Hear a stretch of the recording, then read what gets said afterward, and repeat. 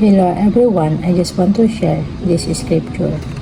The Holy Spirit's voice is as loud as our willingness to listen. God doesn't call the qualified, He qualifies the called. 1 Corinthians 1 verse 27 to 29. Come boldly to the throne of our gracious God. God isn't silent.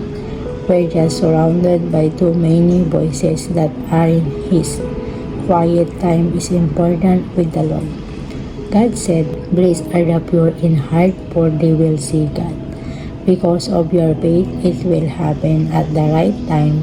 I, the Lord, will make it happen. Thank you, God, for everything in advance. Give thanks to the Lord, for He is good. His love endures forever. If God brings us through it, He will bring you and I through it. Faith is when nothing makes sense. Everything feels delayed, but you still believe. Anyway, because something in you knows. God didn't bring you this to abandon us. May we be filled with God's love as we open our hearts to Him. The Holy Spirit won't let you stay where sin wants to keep you. Everyone that calls upon the name of the Lord shall be saved. How God guided me through life from the beginning. Truly, how my life has felt like I was being protected the entire time without realizing. When you pass through the waters, I will be with you. And when you pass through the rivers, they will not sweep over you. When you walk through the fire, you will not be burned. The flames will not set you ablaze, says the Lord. The Lord will work out His plan for my life. One thing I can confidently say, no matter what life throws at me, I'm gonna be okay. Not because I'm got me, but because I've got God. Where God guides, He provides. He makes a way. He will feed His flock like a shepherd. He will gather the lambs with His arms and carry them in His bosom, and gently lead those who are with young. Our future is shaped by what we feed. I've come to see that trusting God isn't about understanding everything. It's about knowing that He does. Jonah thought the whale was his end, but it was actually his beginning. He was running from God's call, drowning in his own rebellion.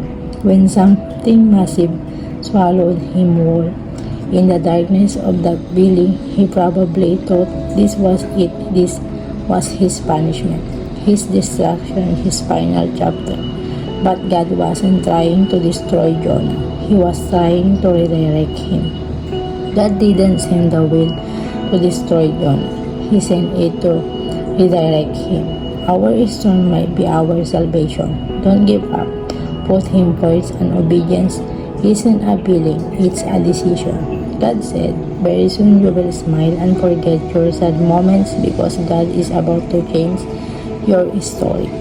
God's timing is perfect. Keep the faith, be still. Every pain is temporary. Be strong and have faith in Jesus. Purpose becomes clear when we realize we are here for God's glory, not our own. Relationships rooted in Christ are the only way. For the Lord our God is living among you and high. He is a mighty Savior. God said, do not be afraid, little flock, for your Father has been placed to give the kingdom. I will not leave you until I have done what I have promised. Trust in the Lord. Our help is in the name of the Lord, the maker of heaven and earth. He is the faithful God who keeps His covenant for 1,000 generations. Thank you, Lord. His will, His way, and my faith. When God calls you to do something, He equips you and I with confidence, strength, and passion to fulfill His work. Trust His plan and confidently take a step forward. He'll guide us through everything. Enjoy serving the Lord, and He will give us whatever we ask for. God has set the right time for everything. Do what glorifies God. Keep praying to God every day. No matter how hopeless our life may seem, God can change our entire life in a single moment. Where faith walks, miracles follow. Thank you everyone. God bless you.